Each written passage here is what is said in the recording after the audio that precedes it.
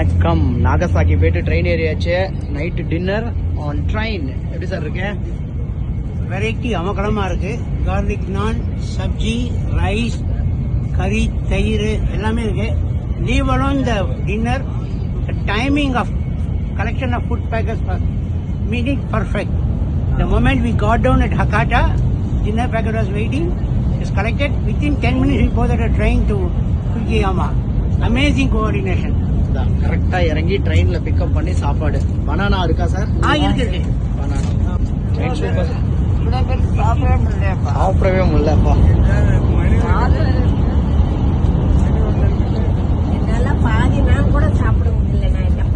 Full சாப்பாடு ஃபுல்லா ட்ரெயின்ல.